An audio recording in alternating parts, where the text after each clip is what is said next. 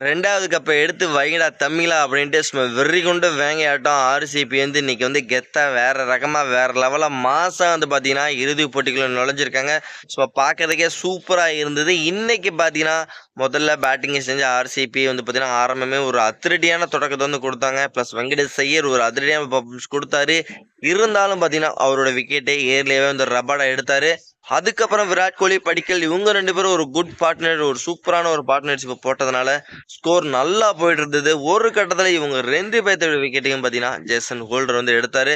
அதுக்கப்புறம் தாங்க கேமே வந்து பாத்தீங்கன்னா ஒரு சும்மா வந்து ஒரு எருமலை வெட்டிச்ச மாதிரி இருந்தது. ரஜித் பட்டிதார் சும்மா வந்து போட்டு ஜிடியோட பவுலர்களை போட்டு புளின்னு புளிஞ்சு தள்ளிட்டாருன்னு சொல்லி ஆகணும். என்ன ஒரு அடி!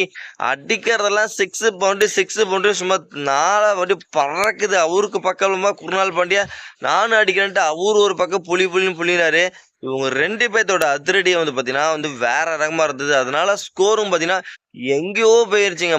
10 ஓவருக்கு 90 இருந்த ஸ்கோரு அடுத்த 10 ஓவருக்கு 150 ரன்னுக்கு மேல போயிருச்சு. அதனால 20 ஓவருக்கு 254ங்கிற ஒரு வலுவான ஸ்கோரை வந்து பாத்தீங்கன்னா ஜிடிக்கு அகேன்ஸ்டா செட் பண்ணாங்க.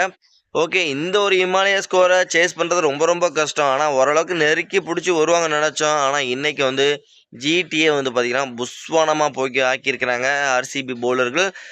டஃபியா இருக்கட்டும், புவனேஸ்வர் குமார், நம்ம ஜெய்சேஸ்வரி இவங்க 3 பேரும் சேர்ந்து ஜிடியோட மும்மூர்த்திகளை ஆளுக்கு ஒரு ஆள் வந்து தூக்க ஆரம்பிச்சாங்க. அதுக்கப்புறம் வந்து பாத்தீங்கன்னா யாருமே ஒரு சரியான பர்ஃபார்மன்ஸ்ங்கிறது கொடுக்க முடியல ஜிடியை பொறுத்த வரைக்கும். ராகுல் திவாட்டியா மட்டும் வந்து பாத்தீங்கன்னா ஒரு தனி ஆளா நின்று போராடிட்டு இருந்தாரு. அந்த ஒரு போராட்டமும் பாத்தீங்கன்னா ரொம்ப நேரம் கை கொடுக்கவில்லை. அதனால இன்னைக்கு அவங்களால வெறும் 162 ரன் தான் அடிக்க முடிஞ்சுது. அதனால இன்னைக்கு ஆர்சிபி அணி 92 ரன் வித்தியாசத்துல குஜராத் டைட்டன்ஸை வீழ்த்தினது மட்டும் இல்லாம இறுதி போட்டிகளை தொடர்ந்து அதை கன்சிஸ்டன்சியா வந்து பாத்தீங்கன்னா இறுதி போட்டிகளை நுழைஞ்சிருக்காங்க. லாஸ்ட் இயர் அவங்க தான் சாம்பியன். இந்த வருஷம் மறுபடியும் இறுதி போட்டிகள் நுழைஞ்சிருக்காங்க. 2வது கப்பை எடுத்து வைங்கடா அப்படின்ட்டு சொல்ற மாதிரி இன்னைக்கு வேற ரகமா வந்து உள்ள நுழைஞ்சிருக்காங்க. என்ன பொறுத்த வரைக்கும் ஆர்சிபி தான் இந்த வருஷம் 2வது கப்பை அடிக்க போகுது அப்படிங்கிறது உறுதியா இருக்கு. ஏன்னா இப்ப உள்ள இருக்க எல்லா டீமுமே 2வது கப்புக்காக விளையாடுறாங்க. இப்ப இந்த வருஷம் ஆர்சிபி இருக்க ஃபார்மை பார்க்கும்போது நமக்கே பயமா இருக்கு. அந்த அளவுக்கு வந்து வேற ரகமா விளையாண்டுட்டு இருக்காங்க. ஆர்சிபிக்கு தான் கப் அடிக்கும்னு நினைக்கிறேன். நீங்க வந்து இந்த இடத்துல உங்களோட நம்மளோட கமெண்ட்ஸ்ல பதிவு பண்ணிருங்க.